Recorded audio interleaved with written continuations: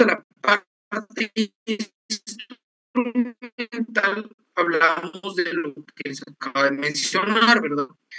La razón de elección de firmas y los documentos que el notario legaliza de conformidad con la ley. Básicamente, pues son escrituras públicas, o sea, contratos, ya sea de relaciones juradas, etcétera, que sean en escritura pública, actas de protocolización cuando son documentos provenientes del extranjero o cuando la ley indique que se deben de protocolizar, como es el caso de el acta notarial de matrimonio. La ley establece que se debe de protocolizar. Entonces, el acta de protocolización pues es la forma en que se protocoliza un acta notarial, por ejemplo, de matrimonio. Luego, la razón de la elección de firmas, cada vez que se realiza una auténtica de firmas, se debe hacer una razón en el protocolo para que se guarde o se quede constancia de que se autenticó una firma o en este caso en un documento, ya que entendemos que los documentos privados con legalización de firma, por lo regular, esos no son parte del protocolo, entonces se pueden traspapelar, o también para reconocimiento de la firma o reconocimiento de que sí se hizo la legalización de firma, pues se tiene que hacer una razón en el protocolo del notario, cosa que pues en la práctica no se da. Es recomendable hacerlo, sí, pero básicamente ahí hay un tipo de punto de tesis que lo hablábamos con mi colega, que al no existir un plazo como tal y al no existir plazo ni no existe o no se puede encuadrar un incumplimiento, porque al no existir un plazo no se recae un incumplimiento, por lo tanto la obligación se da hasta que sea exigida. Entonces, si una persona demanda con un documento privado de obligación de firma, si el juez indica que debe de presentarse la razón, pues el notario lo que hace es hacer la razón y cumple con la obligación. Eso sería como una forma de defensa. Lógicamente, pues no quiere decir que sea lo correcto es hacer la legalización de firmas o la razón de legalización de firmas, pero es una salida legal que pues yo le daría a la hora de un conflicto de esta naturaleza. Entonces, pero básicamente lo que quiero llegar al punto es de que la parte instrumental del protocolo, o sea, el contenido del protocolo contiene estos documentos. Además, el protocolo también contiene lo que es documentos que el notario de conformidad con la ley debe de registrar o debe de transcribirse en el protocolo. Por ejemplo, tenemos el artículo 962 del Código Civil, que establece que la cubierta del testamento debe de ser transcrita en el protocolo. Entonces, ahí hay otro documento que debe de ser incorporado al protocolo. Esta es la parte principal, llamémoslo la parte principal del protocolo, el contenido principal, y luego tenemos la parte no principal, la parte no instrumental, que consiste en la razón de cierre, el índice, los atestados y las obligaciones notariales que también se deben colocar en el protocolo para llevar una constancia de que el notario ha cumplido con todas sus obligaciones notariales y ha cumplido con todos los requisitos para realizar las escrituras públicas, ¿verdad? Entonces, esa sería la parte no instrumental, todos esos documentos que no son del fondo, sino que más que todo pasan a ser parte de la forma del protocolo para que se haga constar que se ha cumplido con la ley. Luego tenemos las famosas características del protocolo. Es público porque lo realiza, porque contiene instrumentos públicos, es único porque solo se puede dar por un año, o sea, el notario lo tiene por un año, cronológico porque tiene un número, tiene un orden de inicia con el 1 y pues llega hasta la última escritura que se realiza con la última fecha y la última foliación. Es inalterable porque no se pueden modificar las hojas, no se pueden alterar. Es permanente porque se debe conservar indefinidamente hasta que el notario fallece o hasta que el notario salga del país o hasta que el notario esté inhabilitado por ser funcionario o empleado público o se encuentra inhabilitado por alguna X razón. Luego es auténtico, es auténtico porque goza de fe pública al ser conservado por un notario, que el notario tiene fe pública, ¿no? Luego tenemos los principios de autenticidad, como les digo, todos los documentos que contiene el protocolo se tienen por auténticos o verídicos. Luego el principio de conservación, ya que la idea de que exista un protocolo y que se haga un testimonio, ustedes recordarán que el testimonio es una copia fiel de la escritura matriz. Quiere decir que el protocolo original se lo resguarda al notario y lo que se le entrega a las partes y al archivo que es el protocolo es una copia fiel. Entonces, la conservación consiste en que el notario lo tiene bajo su custodia para que, para que pueda, la palabra es para que pueda prevalecer en el tiempo.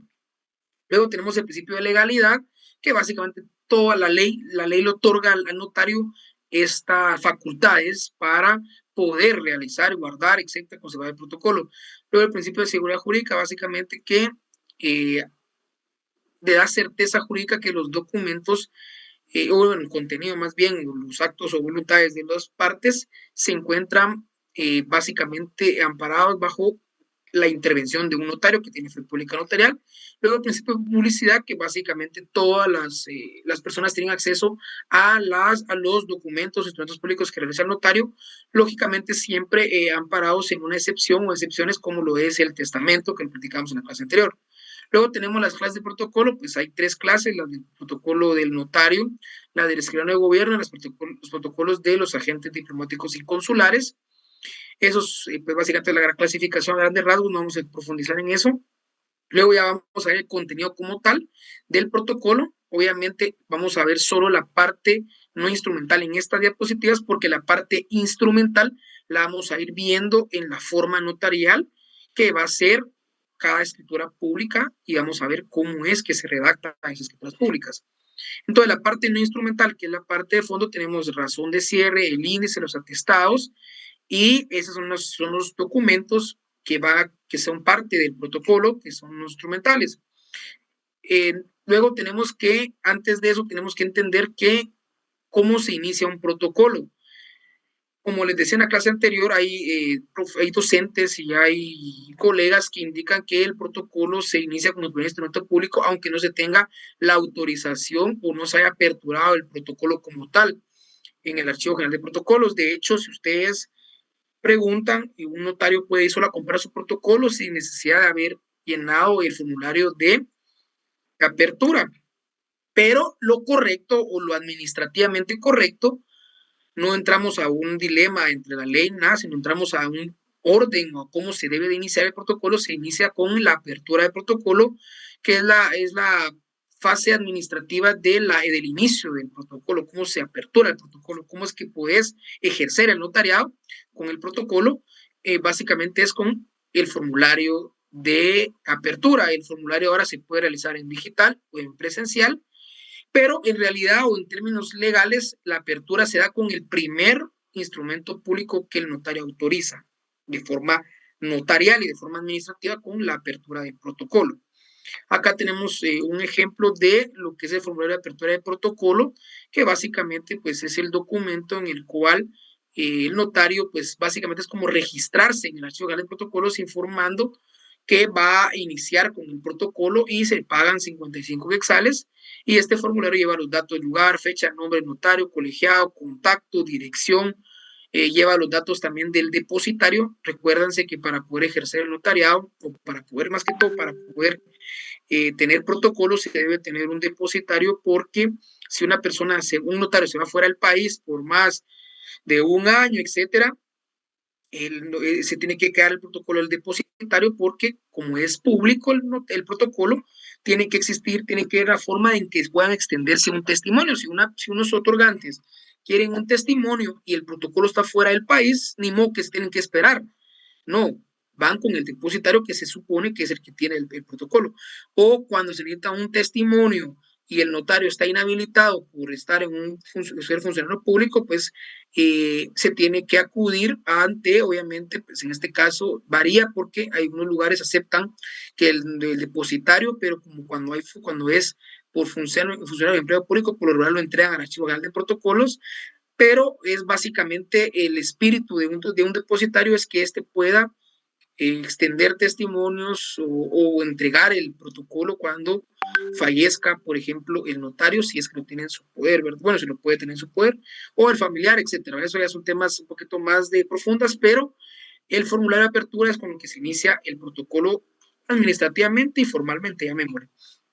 Luego tenemos aquí el ejemplo del formulario. Luego tenemos qué es el índice del protocolo, que también es parte del protocolo. Básicamente es el índice del protocolo, es facilitar la localización e identificación de los documentos que se encuentran dentro del protocolo. ¿Por qué? Es como un libro, ¿verdad? Todos los libros tienen un índice. ¿Por qué? Porque al tener muchas páginas, es más fácil buscar y encontrar a la hora de que te pidan un testimonio, que se pueda encontrar dentro del protocolo lo que es los documentos, bueno, en este caso los instrumentos públicos autorizados por el notario. Entonces, el índice básicamente es el documento en el cual se lleva un registro ordenado de todos los instrumentos públicos que el notario pues realiza en su protocolo. Aquí hay un ejemplo que tiene 5 columnas, ¿verdad? El número de documento, el lugar y fecha, los otorgantes, el objeto del contrato y el número de folio, ¿verdad? Cuando ustedes van a realizar como tarea y como parte del protocolo su índice, ustedes tienen que saber que tienen que tener 5 columnas y qué contiene cada columna, ¿verdad? En este caso, en este caso tengo un ejemplo acá de lo que el contenido de el índice de protocolo. Básicamente, como les decía, es un control para poder tener facilidad de ubicar los instrumentos, y además también se utiliza para cuando hay una revisión del protocolo, para que los revisores puedan ir viendo si fueron ordenados, si va en correlativo, etcétera. Entonces tiene esas dos funciones. Luego tenemos lo que es el cierre de protocolo. Como lo indicamos al inicio, todo tiene un inicio y un final. Y el protocolo es anual, o sea, es por año. Por lo tanto, el protocolo se debe de finalizar o cerrar el 31 de diciembre con las escrituras que contenga, ¿verdad? Por lo regular se hace una razón de cierre al final, al finalizar el último instrumento público del año, ¿verdad? Esa es una razón, ¿verdad? Se pone en el lugar y fecha, contiene el lugar, la fecha, el nombre del notario, la declaración de cierre, ¿verdad? Que se procede a cerrar el protocolo correspondiente al año, en este caso 2026 sería este año. Luego el número total de instrumentos, porque es como un resumen, o se cierra con un pequeño resumen de los documentos que se realizaron en el año, ¿verdad? O que están parte índice de, el, del índice de protocolo. Básicamente también lleva el número de cuántos folios son, porque, como les digo, es un cierre, es como un resumen de todo el protocolo, básicamente. Acuérdense que los folios varían.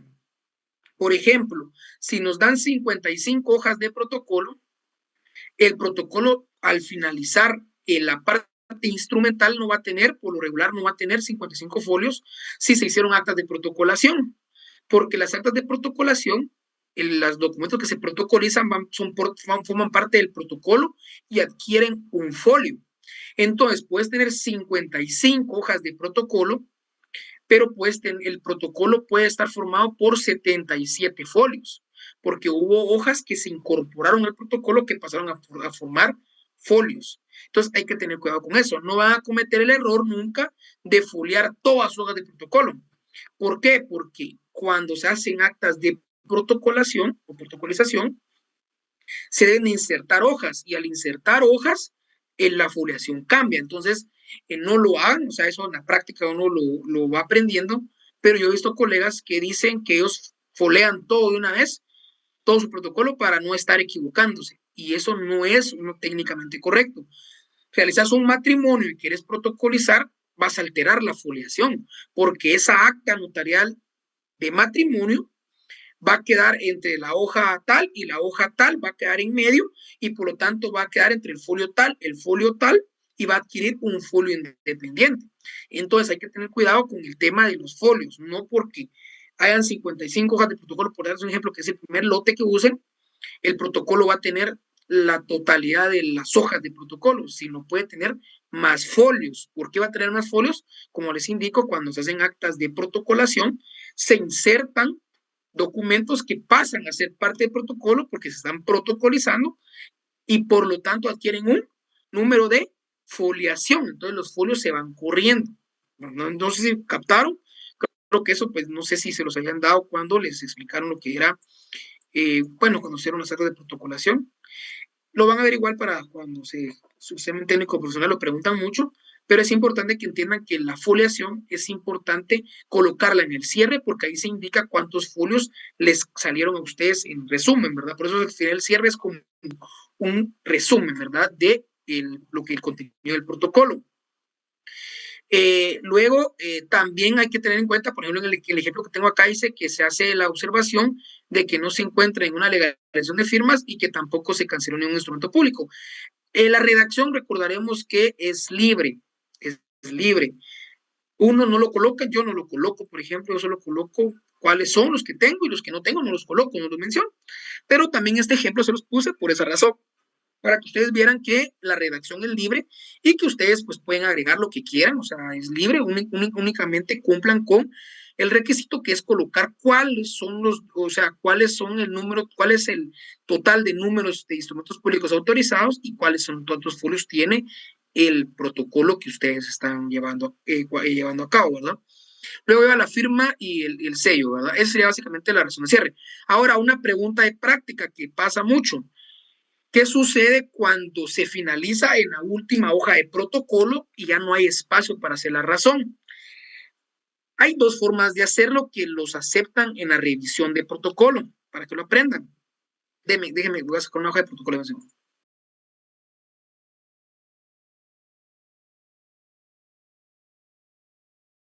Solo busco una hoja de protocolo para enseñar.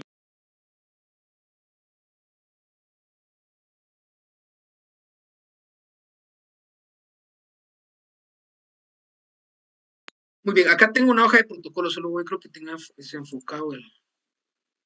Entonces, básicamente, si se dan cuenta, el protocolo, si se logra ver, el protocolo finaliza en el número de línea 50.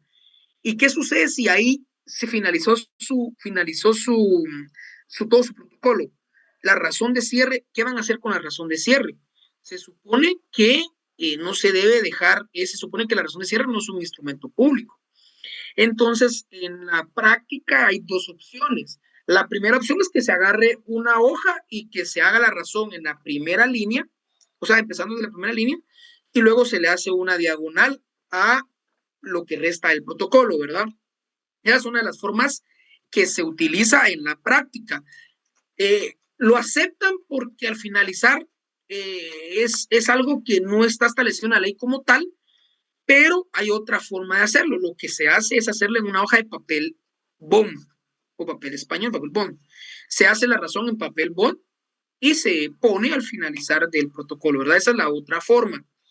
Las dos formas, como les digo, yo he tenido colegas que les han hecho revisión y en la revisión les dejan, no los han sancionado ni nada por hacerlo de esas dos formas. Entonces, recapitulando, la razón de cierre va a ir siempre al final de la última escritura pública o el último instrumento público que se haya redactado en el protocolo. Pero si no hay espacio y se quedó casualmente en la última línea, y para no perder una hoja de protocolo, porque también la ley establece que no se debe dejar espacios en el protocolo y ahí está finalizando, no pueden iniciar en la parte de atrás porque ya finalizó el protocolo. Ese protocolo se debe de empastar y por lo tanto la primera escritura del otro nuevo protocolo va a ser la número 1, que es la del siguiente protocolo, era el siguiente año. Entonces no pueden usar esa hoja de protocolo, aunque esa sea lo correcto legalmente, porque no se puede dejar líneas, ¿verdad? Entonces, lo que hacen colegas es que agarran una hoja de papel bond y hacen la razón de cierre ahí, la firman, la sellan y pumba, se acabó. Ahí sí, así es como se realiza, ¿verdad? ¿Tienen alguna duda con eso?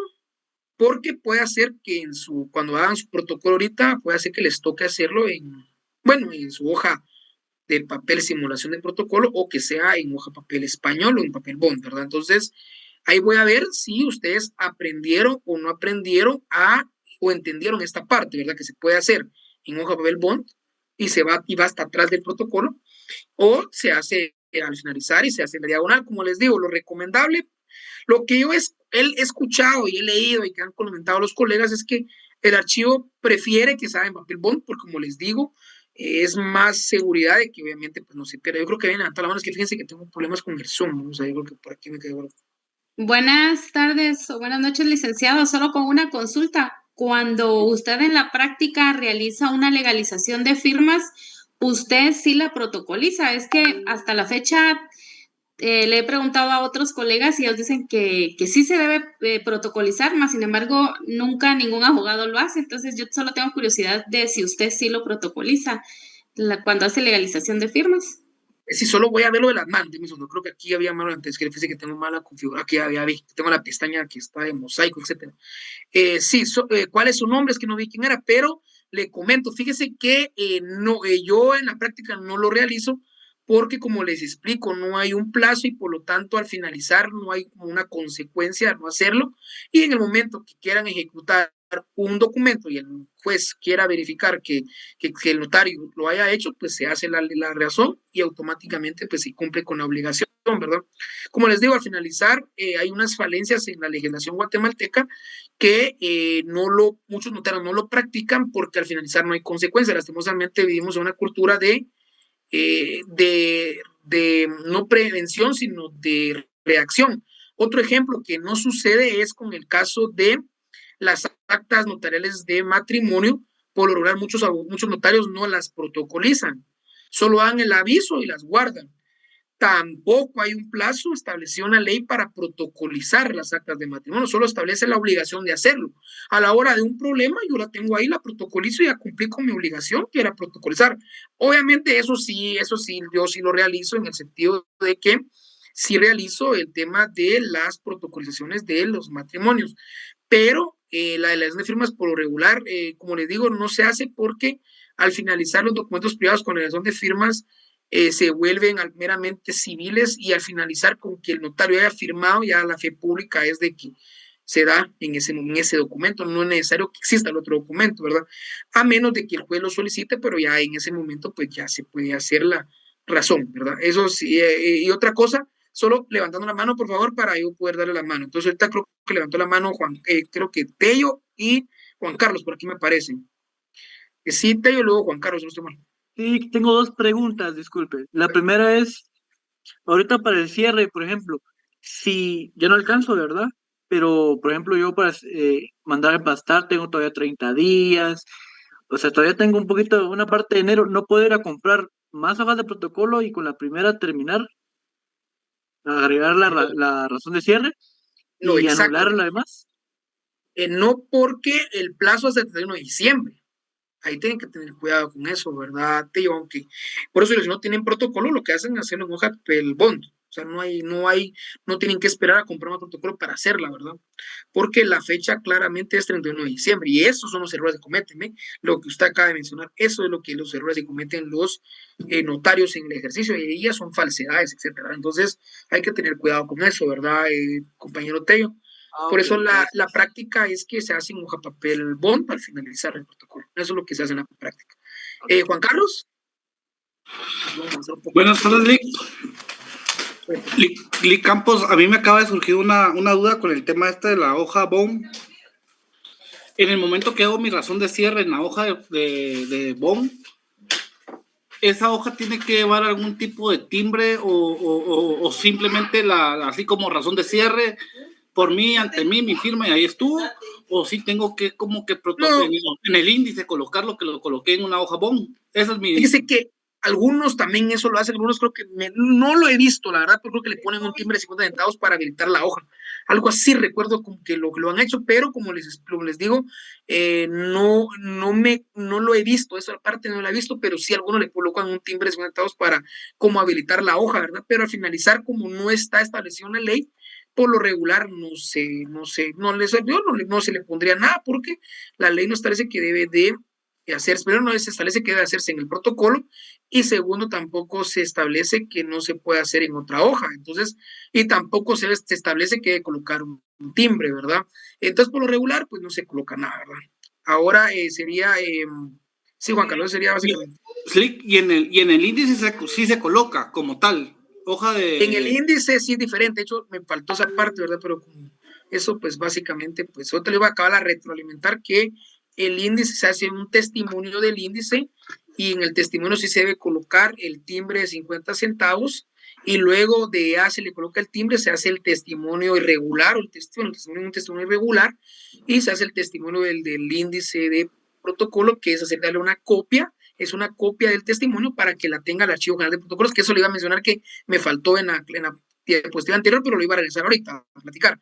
Entonces salgamos del cierre y luego pasamos al índice, ¿verdad? Pero sería, perdón, Nick, sí, pero perdón.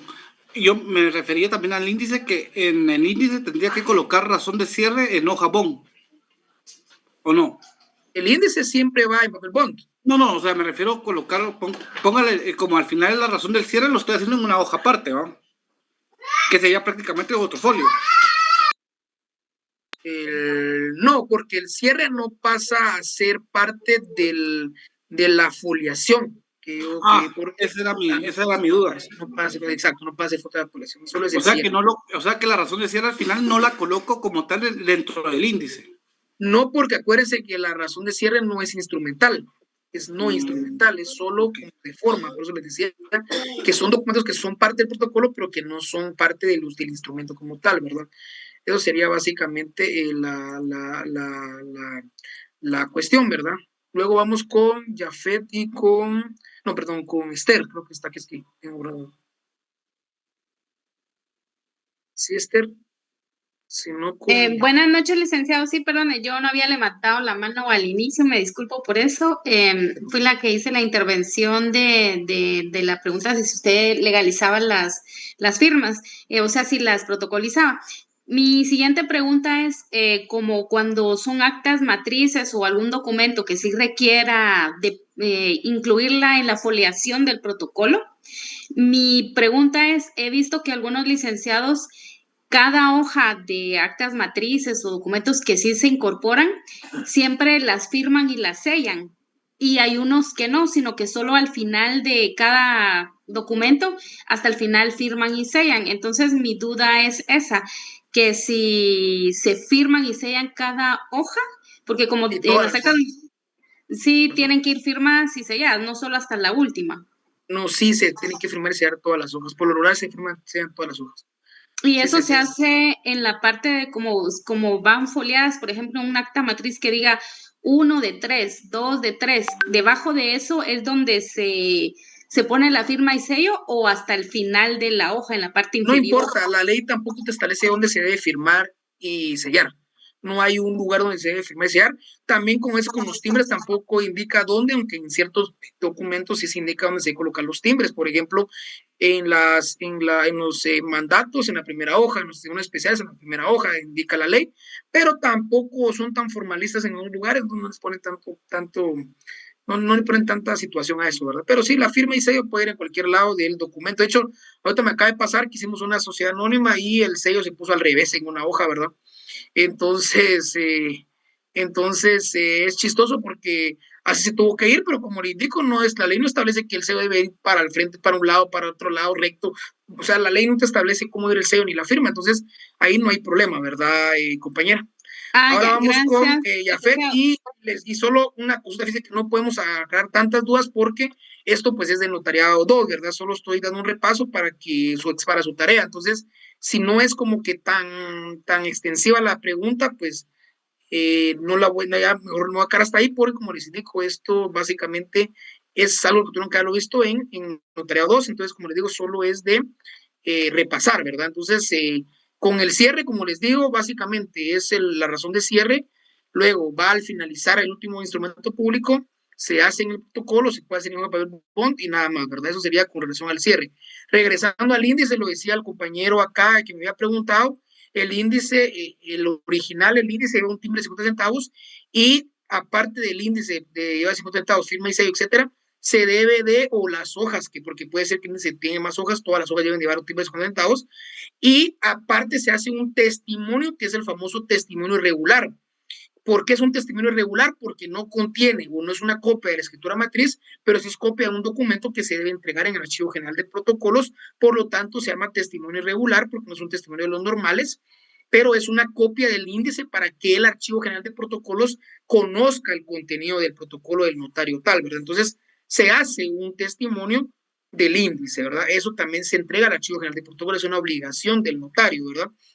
Entonces se hace el índice en hoja papel bond, se le pone sus timbres, se firma y sella, se hace la razón obviamente al final y todo del índice, y luego se le saca copia, se le adhiere un timbre de 50 centavos también a la copia, y se hace el testimonio y se entrega en el registro en el Archivo General de Protocolos. Entonces, solo era para recapitular esa parte que se me había olvidado mencionarla, y con eso avanzamos porque vamos atrasadísimos. Disculpe, vamos a avanzar porque estamos bien atrasados. Entonces, eso sería básicamente con lo que son el índice y el tema del cierre de protocolo. Luego vamos a ver lo que son los famosos atestados, y los atestados son todos los documentos que el notario conservan como respaldo de las escrituras públicas. Esto quiere decir que los atestados son todos los documentos que ustedes que fueron utilizados como respaldo de una escritura pública, DPIs, escrituras, por ejemplo, copias de las escrituras de propiedad, donde acreditan la propiedad. También, por ejemplo, si hay algunos planos, a veces también tenemos, básicamente, tenemos mandatos o poderes, copias de los mandatos o poderes que también estuvieron a la vista, las certificaciones registrales, tenemos dentro de los atestados también, aparte de eso, también pasan a ser parte de los atestados los documentos de las obligaciones de los notarios, como que son los avisos notariales de traspaso de bienes inmuebles, los avisos trimestrales, que estos son un poquito más de obligación notarial, pero que también forman parte de los atestados, porque son parte de las obligaciones del notario, ¿verdad? Entonces, dentro de todos esos documentos tenemos estos. Entonces, ustedes en la práctica tienen que aprender a guardar todos los documentos, ya sean copias de los documentos, en su protocolo. Por ejemplo, certificaciones de nacimiento, por si alguien actúa en representación, ejercicio de la patria potestad, pues cómo lo acreditan con su certificado de nacimiento. Entonces, por lo tanto, el certificado de nacimiento pasa a ser parte de los atestados. O sea, todos los documentos que sean parte de los instrumentos públicos que se realicen y son parte del protocolo deben de ir en el apartado de atestados, deben de ser parte de los atestados. Luego tenemos los avisos notariales, que también son parte importante, que son una obligación posterior. Pues aquí son una breve retroalimentación, ¿verdad? Los avisos notariales son una obligación posterior de todos los instrumentos públicos traslativos de dominio, etcétera, que se deben de dar a la municipalidad de ICABI para hacer ver que se hizo un traspaso de un bien inmueble. Básicamente también eso lo ponemos como atestado. Luego tenemos también aquí un ejemplo del aviso de traspaso de bien inmueble. Acá pues pueden ver que se colocan los datos del comprador, los datos del vendedor, los datos del inmueble, para que se actualicen los registros, o en este caso la MUNI y en DICABI, el actual propietario, ¿verdad? Cuando hubo ese cambio de traslado de propiedad. Luego tenemos el aviso trimestral, que es una obligación de dar al Archivo General de Protocolos para que ellos tengan conocimiento de cuántos instrumentos públicos se realizaron en los trimestres. Hay 4 trimestres. Ahorita se acaba ahí, de hecho, hoy vencía el aviso del segundo trimestre del año, que se tenía que dar aviso, y hoy se vencía porque se debe de hacer cada 3 meses, para que el Archivo General de Protocolos supervise esto. Y les voy a explicar por qué, solo me voy a quitar el saco de emoción.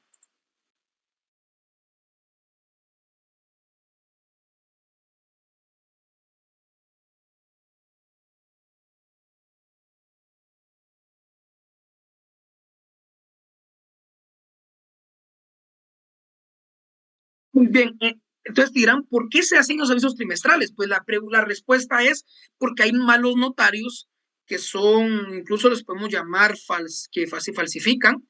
Entonces lo que hacen es que dejan hojas de protocolo por si aparece un fallecido y lo quieren revivir. O sea, como les explico, o sea, fallece el señor tal, mira, yo tengo protocolo de hace un mes, hagámoslo con fecha hace un mes. Por lo regular, los avisos trimestrales se realizan para llevar el control de que en ese trimestre no se queden, se lleve el control o se supervise cuántas escrituras matrices se llevan o escrituras públicas se llevan en el protocolo, y no darle chance que el protocolo tenga un año para poder realizar escrituras públicas de fecha anterior. No sé si me captaron. O sea, yo tengo que dar aviso al Archivo General de Protocolos cuál fue el último instrumento público que realicé en los 3 meses anteriores. Entonces, yo no puedo venir y hacer más o tener otro documento de otro número de documento, otra fecha. ¿Por qué? Porque ya le di aviso al Archivo General de Protocolos. Entonces, eso me obliga a mí que yo en esos 3 meses tengo que, no puedo venir y guardar protocolo y hacer una escritura ahorita en noviembre de febrero. Es que yo guardé protocolo en febrero. No se puede porque ya el archivo general del protocolo sabe cuántos instrumentos públicos se hicieron en esa fecha. Algunos todavía se la juegan, lo dejan con el número ahí, o sea, siguen con el correlativo y todo, pero es muy difícil, a veces es muy difícil porque también a veces el archivo general del protocolo lleva el control de cuántos testimonios especiales vas entregando. Entonces, pero es la forma de controlar, ¿verdad? Es una forma de control. Por eso que se hacen esos avisos trimestrales, eso es un poquito más extra, porque eso pues no tiene mucho que ver con la práctica, pero sí es importante que lo hagan, porque si no se hace esto, los van a inhabilitar. Entonces, es un aviso trimestral, ¿verdad? Que se da aviso de cuántos instrumentos públicos o cuál es el último instrumento público que se realizó. Luego tenemos una contraseña, ¿verdad? De cómo es una contraseña del comprobante de que se entregó el aviso. Eso también lo ponemos dentro del protocolo, como les digo, puede ser parte del protocolo para que cuando haga una revisión mire el archivo que ustedes pues tenían todo bien ordenado y tenían todo su protocolo con todos sus documentos y atestados, etcétera. Y luego pues ahí finalizamos lo que es el protocolo. Disculpen que vaya un poquito corriendo, pero vamos bastante atrasados y eso sería básicamente con el protocolo. Voy a dar instrucciones breves de la tarea porque vamos a empezar con la parte práctica. Entonces ahorita les voy a compartir las instrucciones de la tarea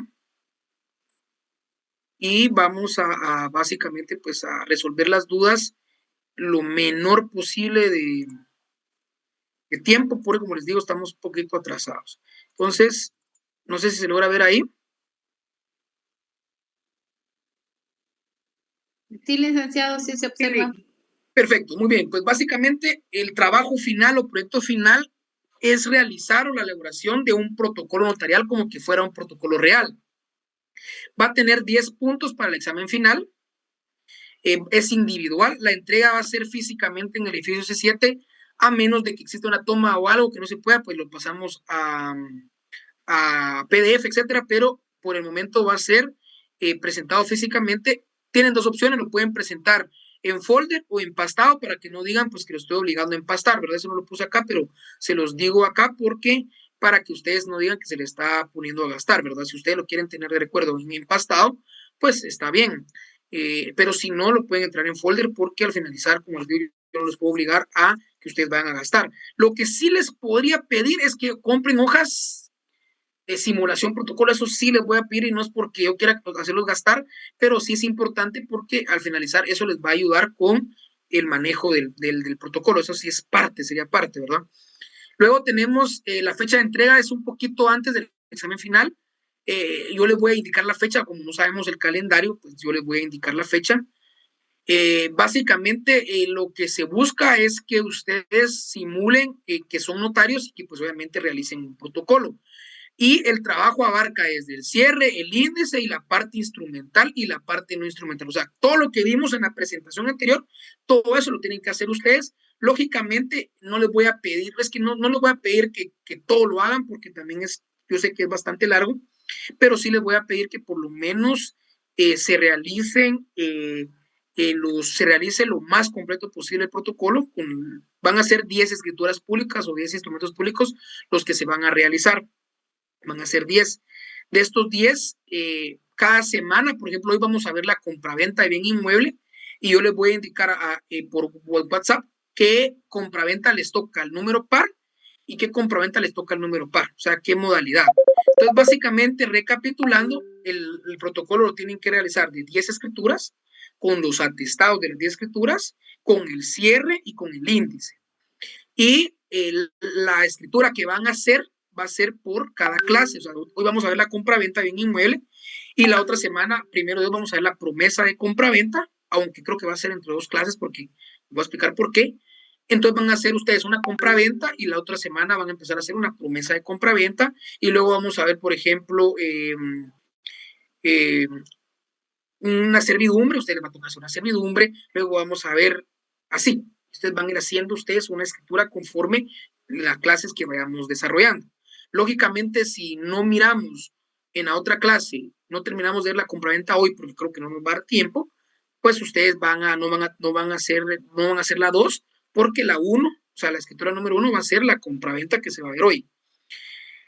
Básicamente así sería, ¿verdad? Cada semana o cada clase que miremos una diferente escritura pública, básicamente, pues, se va a redactar y yo les voy a indicar qué variante van a utilizar en cada, si son par o número impar de carnet. Entonces, ustedes van a irse su carnet. Entonces, básicamente, esa sería la modalidad de lo que, bueno, más que todo la descripción del protocolo que van a hacer. 10 instrumentos públicos, razón de cierre, índice, atestados. Además, van a tener que hacer los primeros testimonios y el testimonio especial de cada escritura pública. También eso es parte de esos testimonios, como no son parte del protocolo, esos testimonios van a ir hasta la parte final. Entonces, van a terminar su protocolo normal y hasta atrás van a poner los testimonios. Eso sería básicamente a grandes rasgos. Ahora bien, no todo lo van a hacer a mano. ¿Por qué no lo van a hacer todo a mano? Porque al finalizar, en la práctica ya nosotros pues ya no utilizamos los testimonios a mano, los avisos notariales no los hacemos a mano, los avisos, pues los otros avisos trimestrales van a agarrar como el que yo tengo de ejemplo, que solo le van a cambiar datos así con Photoshop o con, no sé, ¿verdad? Con Canva. Entonces, a mano van a realizar las 10 escrituras públicas, nada más, las 10 escrituras, pero creo que aquí se fue la razón de apertura, esa no, esa creo que se me fue ahí error, pero otra lo voy a modificar y se lo voy a mandar. Las 10 escrituras públicas van a ser a mano, las 10 escrituras públicas a mano. Eso básicamente va a ser a mano, las 10 escrituras públicas, ojo, 10 escrituras públicas. Ya lo que es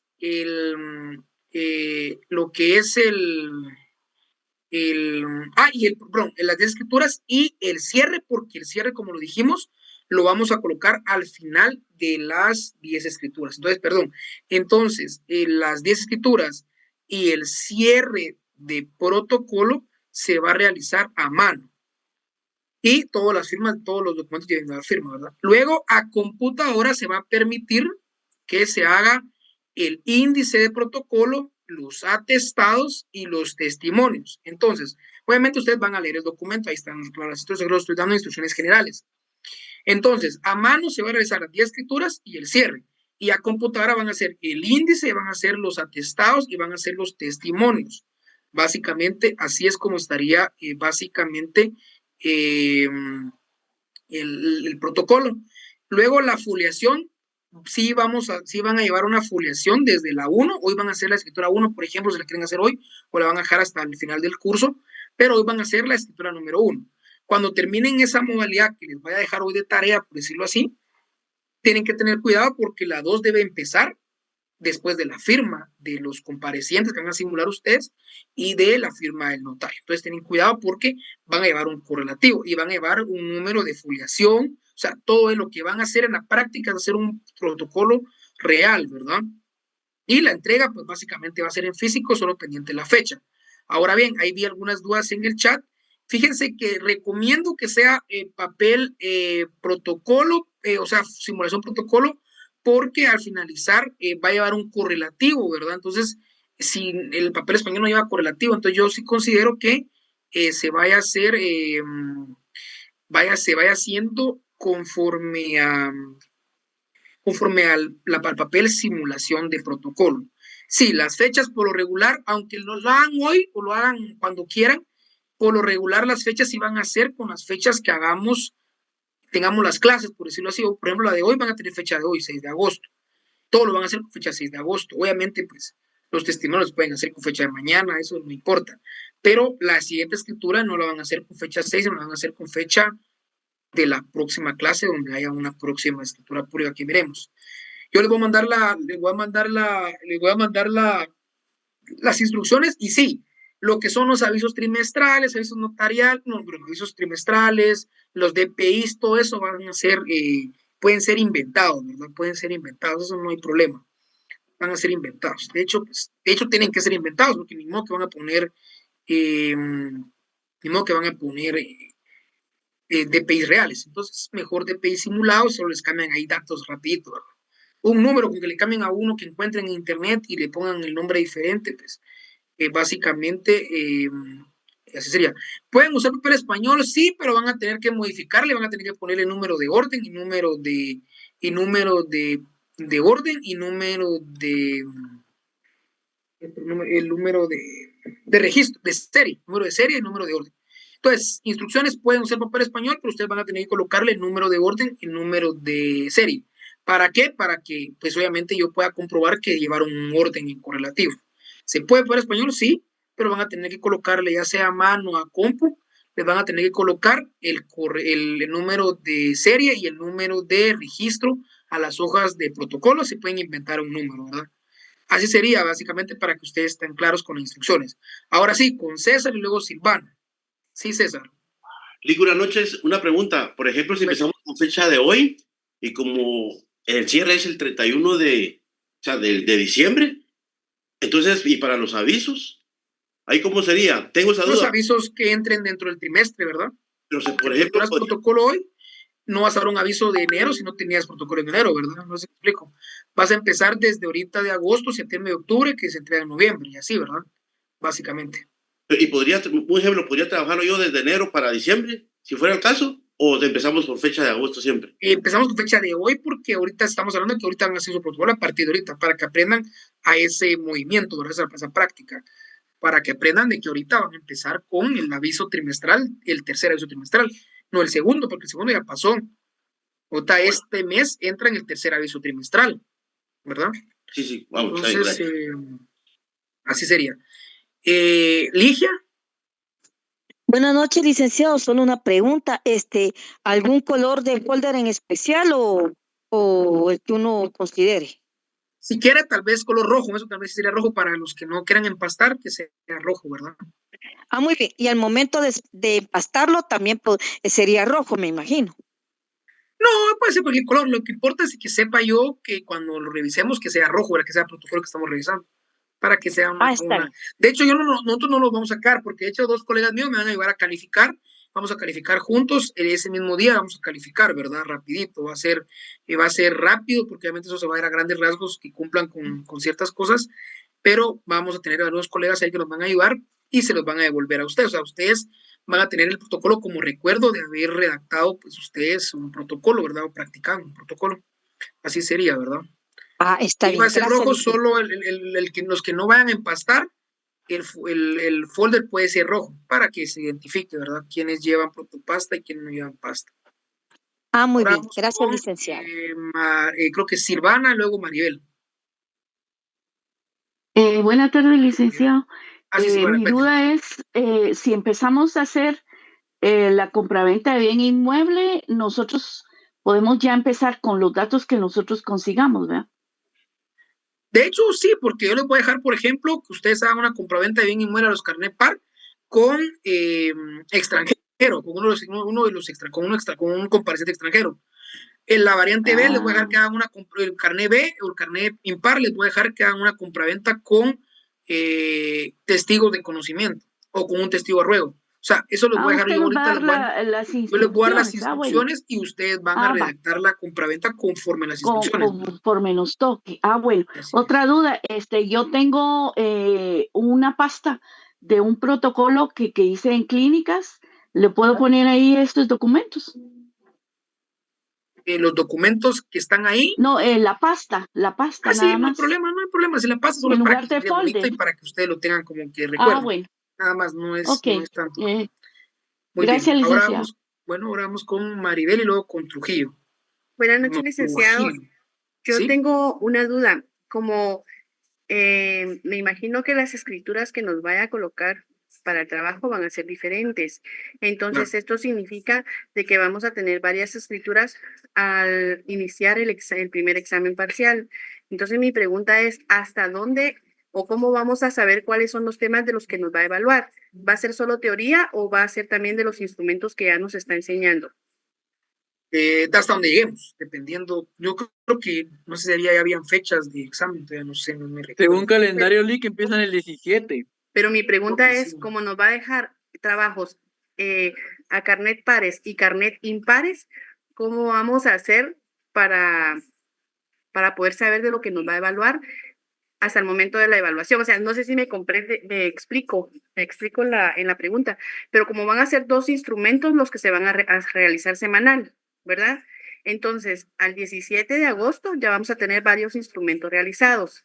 Mi pregunta es, ¿en qué se va a basar la evaluación? Hasta donde lleguemos.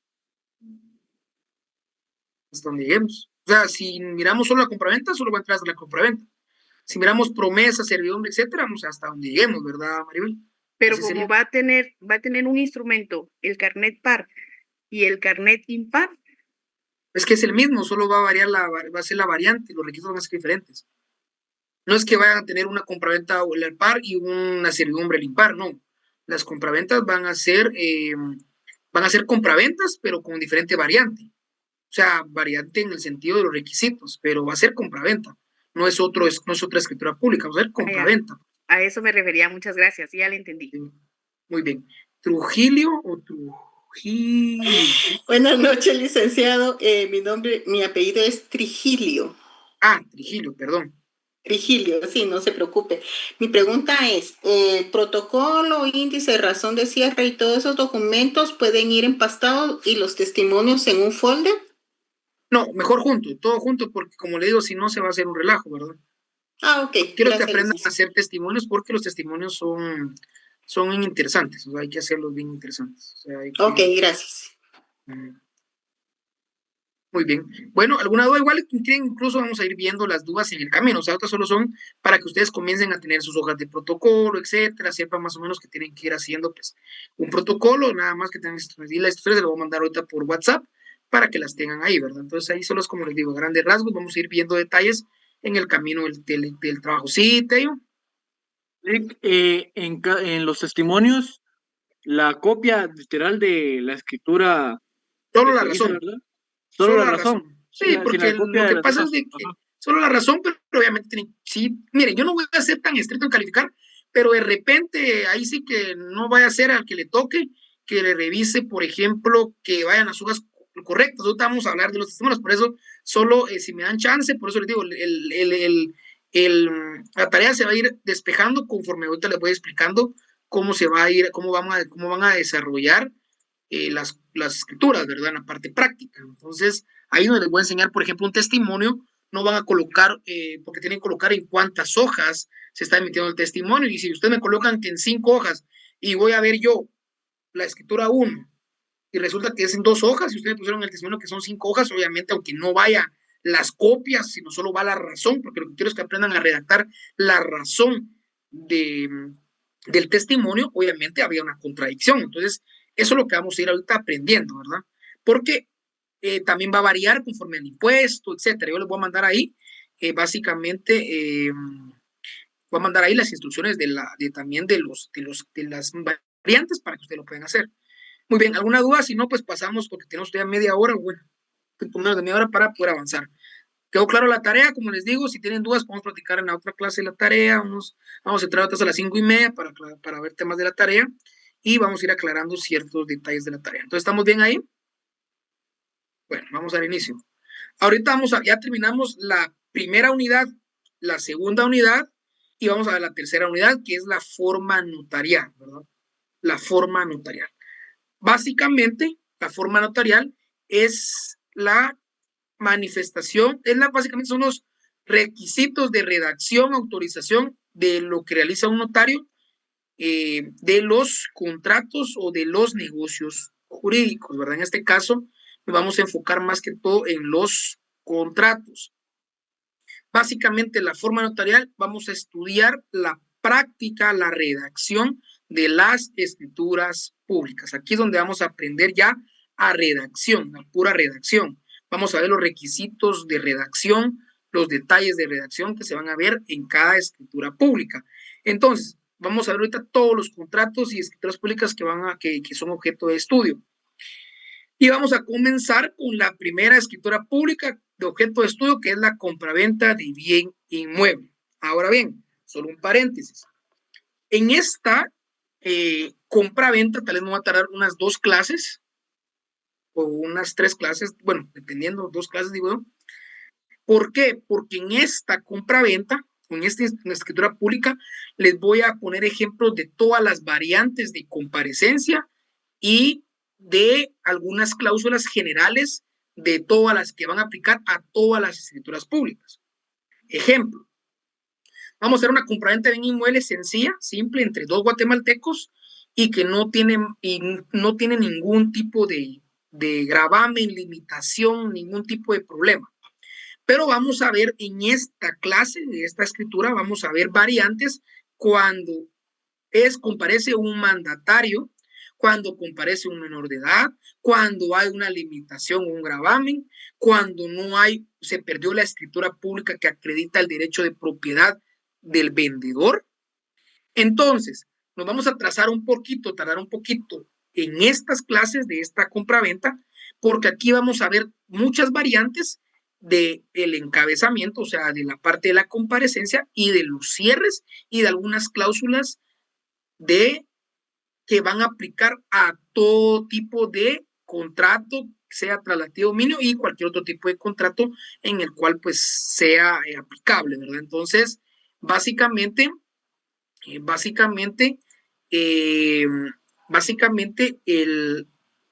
estas clases vamos a ver esas variantes que puedan ver. ¿Por qué? Porque en el examen así van a venir. Por ejemplo, vamos a ver la compraventa de bien inmueble con mandatario judicial. Pero en el examen puede ser que venga una donación con mandatario judicial. Por mandatario especial con representación. Puede ser que venga una servidumbre con mandatario especial. O sea, la comparecencia y la variante van a aplicar a todas las escrituras públicas que vamos a desarrollar en el camino. ¿Por qué? Porque no me gustaría que en cada escritura pública estemos viendo lo mismo. Vamos a no. Vamos a ver esta escritura pública de compraventa de inmueble con muchas variantes para que ustedes esas variantes las puedan aplicar en cualquier instrumento público que vayan a redactar más adelante, ¿verdad? Entonces, ¿estamos claros con eso? ¿Por qué nos vamos a trazar un poquito? Vamos a ver ciertos detalles, porque esas variantes van a ser aplicables a todo tipo de documento donde intervengan obviamente personas, ¿verdad?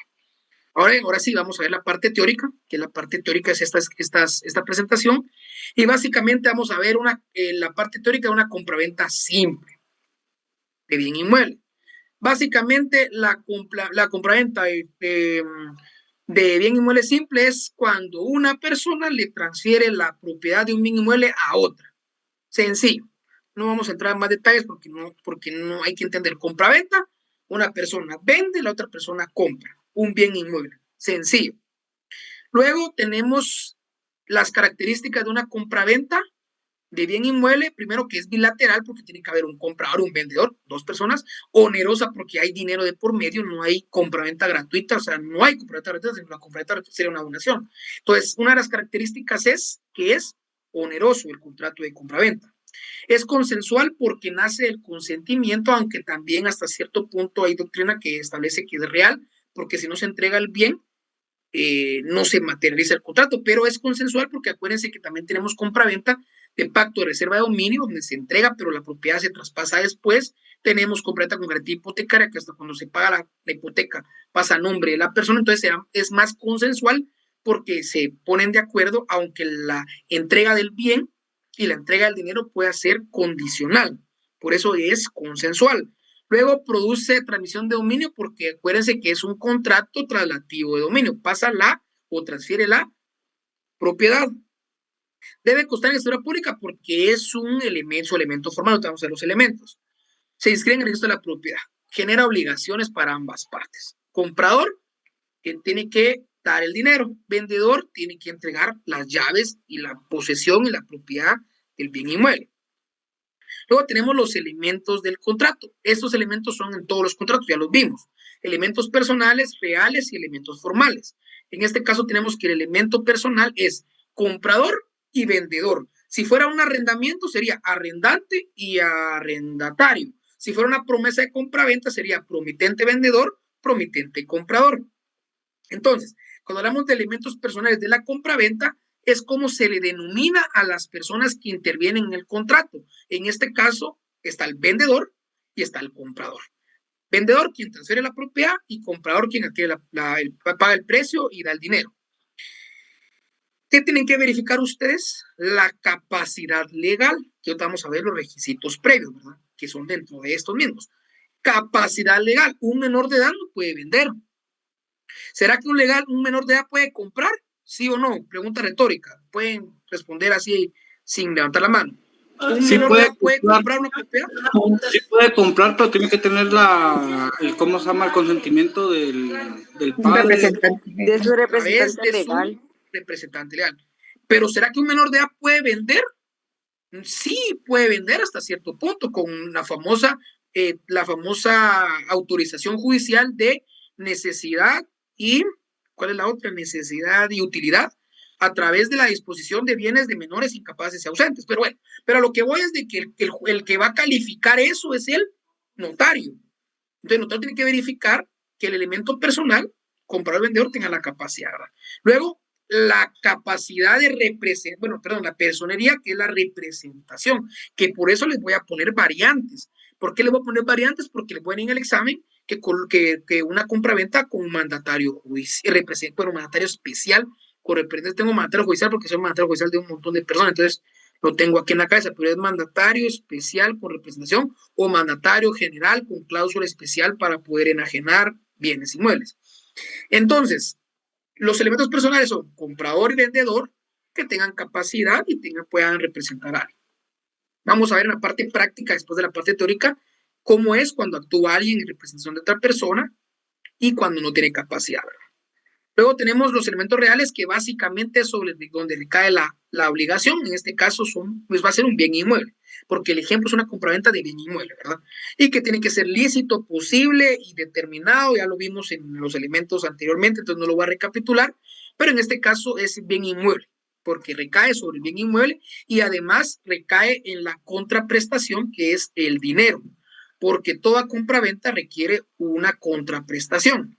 Luego tenemos lo que es el elemento formal, que acuérdense, como regla general dijimos que son verbales o son consensuales, pero como dijimos que la compraventa de bien inmueble se debe registrar en un registro público, por lo tanto se debe hacer en escritura pública, entonces el elemento formal de la compraventa de bien inmueble es en escritura pública. Creo que eso ya es retroalimentar mucho. Luego pasamos, ahora sí, a lo más importante. Cuando hablamos de la parte práctica, hasta cierto punto tenemos que comenzar con esas fases del notario, la fase receptiva, modeladora, etcétera, legitimadora. ¿Qué es lo que hace el notario? Entonces, por eso es que cuando miremos la parte práctica ahorita en unos minutos, si nos da tiempo, vamos a ver que yo les pongo un caso. Llega el señor Juanito y María a su oficina profesional. El señor Juan le dice a usted como notario que quiere venderle su propiedad con el número de finca, folio y tal, a la señora María. Le dice que existe un gravamen hipotecario. Entonces, ¿qué hace el notario? Receptiva, la fase receptiva. La modeladora empieza a moldear, luego ya le indica qué tiene que hacer. Entonces, ¿cuáles son esas obligaciones previas del notario? Las obligaciones previas del notario la primera obligación previa del notario, que son varias, tenemos como la primera obligación es identificar plenamente a los otorgantes. ¿Por qué a los otorgantes? Porque nadie puede llegar sin un documento personal de identificación para realizar una transacción o un documento que lo identifique, a menos que sea conocido el notario o a menos que llegue con testigos instrumentales que indiquen que conocen a esa persona. Entonces, ¿qué es lo que va a realizar el notario? La primera obligación previa del notario, o sea, conocida en su oficina, es pedirle los DPIs. Esa es la primera obligación que deben hacer ustedes. O en la práctica se piden por WhatsApp las fotocopias de DPI. Pero a la hora de la firma sí hay que pedir el DPI, que el DPI, la firma sea igual que el DPI. Son consejos que les doy. Luego de identificar a las personas, hay que verificar la capacidad legal, que es lo que les indicaban. Si hay un menor de edad, tiene que llevar con el papá. ¿Y el papá qué tiene que llevarles? Una certificación de nacimiento donde indique que es el papá y su DPI, otra certificación de nacimiento del papá, o sea, corroborar que la capacidad para poder llevar a cabo el contrato se pueda. Entonces, y verificar realmente que sea menor de edad. Luego tenemos la otra obligación previa, que es comprobar la representación. Cuando una persona actúa en representación de otra, como es el caso que les puse ejemplo, con el ejercicio, la representación del ejercicio de patria potestad, se debe de pedir se debe verificar el documento que acredite esa representación. Si es un mandatario especial con representación, ¿qué es lo que se solicita, estimados estudiantes? ¿Quién me responde? Si es una persona actor como mandatario judicial, el Tello levantó la mano, ¿qué se solicita como notario? ¿Qué van a solicitar ustedes como notario? La inscripción, licenciado, la idea de inscripción y el testimonio, bueno, de la escritura pública donde se otorgó el mandato. Exacto, el testimonio del mandato. Y entonces, ¿qué hace el notario? Lo va a revisar, lo va a calificar. El notario califica la representación, así lo establece. Califica la representación que le explican en la clase anterior. Califica la representación. Luego, verifica la legalidad del acto. Verifica que el contrato, perdón, que el bien inmueble sea lícito. Que el bien inmueble sea, que el bien inmueble exista hasta cierto punto. Que sea un bien inmueble o no sea un bien que sea robado, que esté anotado, que esté en un proceso penal. O sea, hasta cierto punto hay que verificar que el acto pues, sea lícito. En este caso, pues, nos vamos a llegar al siguiente punto, que el notario debe revisar la documentación de respaldo. Se debe hacer una revisión o una investigación notarial. Por ejemplo, no sé ustedes, pero lo que tiene que hacer un notario, nomás se gradúa y después y hace todos los trámites, tiene que crear un usuario en el registro general de la propiedad, un usuario en el registro mercantil, un usuario en DICABI, un usuario en ASAT, etcétera. ¿Por qué? Porque cuando yo, por ejemplo, yo ahorita tengo que mandar un presupuesto de una donación. Entonces, ustedes saben que pues, las donaciones se tienen que estimar y se toma como base, lo vamos a ver en un ratito, bueno, digamos a ver hoy, pero en no tiempo, cómo se paga el impuesto, ¿verdad? Que hay que ver con los tres valores, matrícula fiscal, matrícula municipal o el registro. Pero eso es lo que tengo que hacer yo como notario, hacer esa fase investigativa. Entonces yo vengo, ingreso al registro de la propiedad, tal, busco la finca, así aparece a nombre del que dice vender. ¿Por qué? Porque como lo dijimos en la clase hace 2 clases, yo no puedo vender lo que no es mío. Ah, es que fíjese, vendedor, que mi papá es el dueño de la casa, pero usted deme el dinero a mí y él le va a firmar. Obviamente en la práctica se puede hacer si el papá está de acuerdo, pero en sí el que va a comparecer es el papá, no el hijo, o sea, es el papá el que va a vender. Entonces tienen que verificar en el registro de la propiedad que esté la propiedad a nombre del que va a vender, que sea el DPI de la persona cuando compró. Si es cédula, que verifiquen la cédula. O sea, hay que hacer una investigación y por eso lo estoy explicando en este momento. Hay que hacer una investigación como obligación previa notario. Y ahorita con la ley de lavado de dinero y todo eso hay un problema. Hay que hacer una hoja del IBE. O sea, hay que hacer un montón de nuevas obligaciones que tiene el notario. Pero tienen que hacer esa investigación como notarios, ¿no? Como buenos notarios. Deben de verificar los títulos de propiedad, deben de verificar las certificaciones registrales, toda la parte que les explico. Luego vamos con la parte, la sexta parte de la obligación previa, que le llamo, asesorar imparcialmente a las partes. Como decía Quiroz, no sé quién estuvo con Quiroz, decía, por este lado los abogados, por este lado el notario.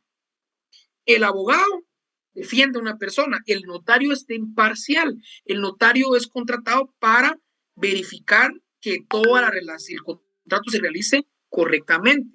Obviamente el Código Civil establece que el comprador puede contratar al notario de confianza, pero eso no quiere decir que el notario tenga que ser imparcial. El notario debe ser imparcial. El notario debe asesorar imparcialmente a las partes, debe recomendarles cuál es la mejor solución para ambas partes.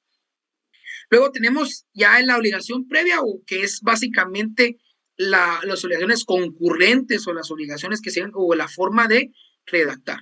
Entonces, la obligación previa es redactar el documento con base a la voluntad de las partes y respetando los requisitos de la ley.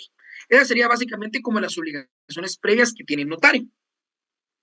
Luego tenemos básicamente ya la redacción o la estructura de la escritura pública, que eso lo vamos a ver en el siguiente documento. Luego tenemos el contenido, que es lo que va a llevar el contenido de compra-venta. Ustedes ya saben, lugar y fecha, todo lo que vamos a ir viendo. Ya vimos, de hecho, en la clase anterior, que fue la estructura de la escritura pública.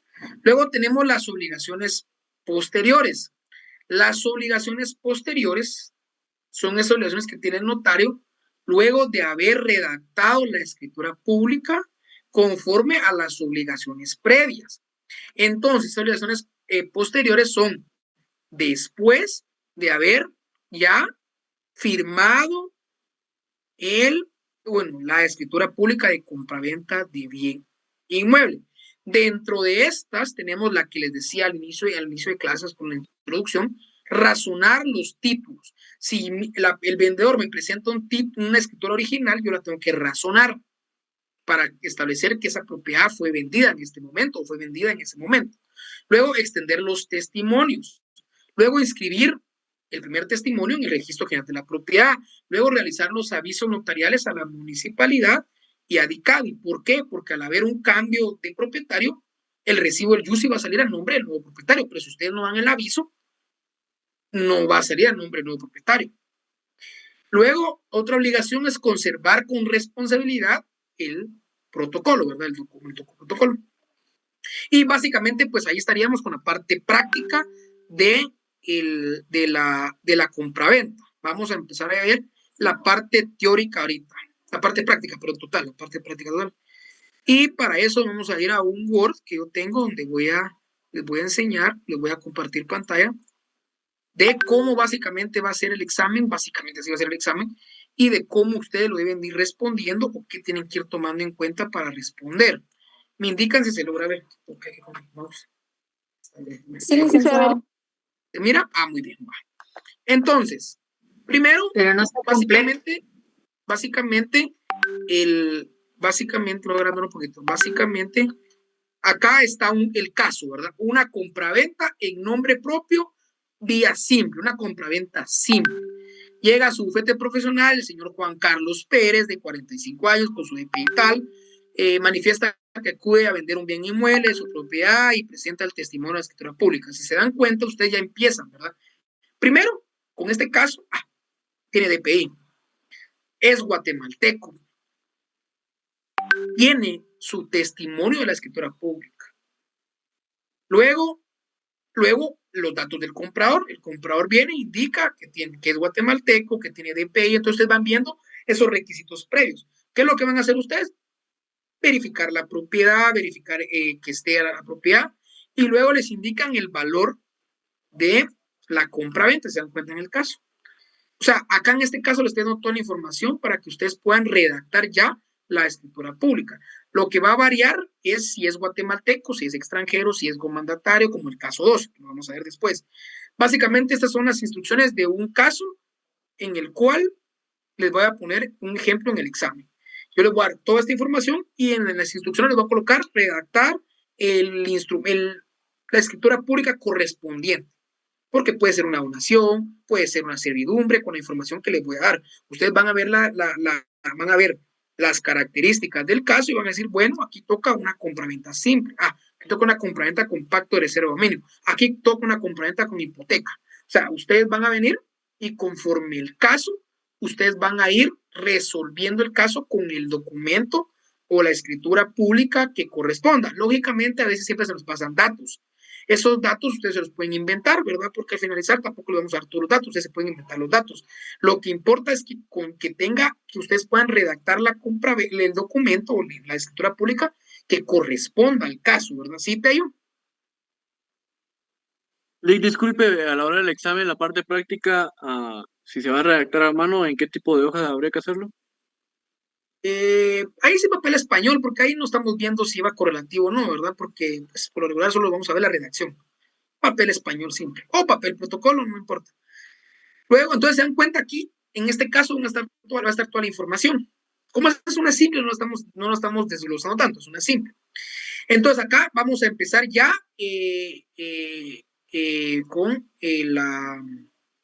el ejemplo de la compraventa, una redacción. Entonces aquí yo les fui anotando hice unas anotaciones para que veamos viendo. Primero tenemos obviamente que va a comenzar con el encabezado de la escritura. Vamos a ver que el primer requisito va a ser colocar el número de escritura. Entonces, el número de escritura, en este caso, ¿cuál nos va a tocar hoy? El número 1, ¿verdad? Número 1. Entonces ustedes van a empezar con su escritura verificando siempre que sea el número 1. Luego, verificando lo que les dije anteriormente. El departamento y municipio. No vayan a cometer el error de que porque lo citaron en un lugar, básicamente lo van a colocar en otro lugar. Tengan cuidado con eso. Luego, el dato de su nombre y colocando que ejercen o están actuando como notarios, eso también es súper importante.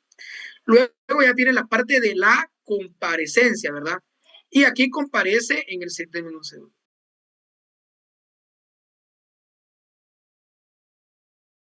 Entonces, si se dan cuenta, aquí comienza la comparecencia. Comparece siempre un primer compareciente.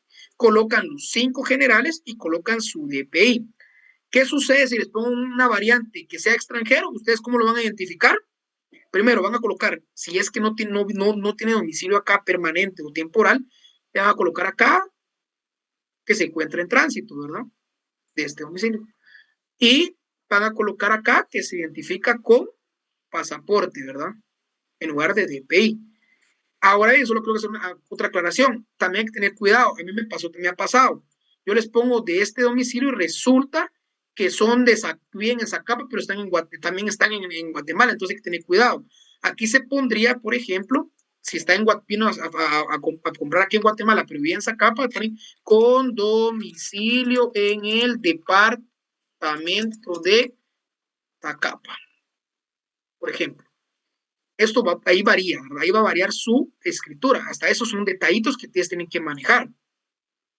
¿Por qué? Porque no tiene domicilio en Guatemala, aunque eso es relativo, porque acuérdense que el domicilio puede ser voluntario, puede ser domicilio variado, es un montón de teoría, pero por lo regular lo correcto es colocarle de dónde tiene el domicilio. Acuérdense que el domicilio es el departamento, no hay que colocar vecino o que viene a municipalidad, con domicilio en el departamento, con domicilio en el departamento de Petén, etcétera. ¿Sí, Tayo? Yo he visto que le ponen, o sea, por ejemplo, en este caso, con domicilio en el departamento de Zacapa y de tránsito en este domicilio. Exacto, y de tránsito en este domicilio. O sea, como les digo, pero con que pongan que tiene domicilio en el departamento de Zacapa al finalizar, pues también es válido. Pero sí, lo recomendable es colocarle de tránsito por este departamento, este domicilio.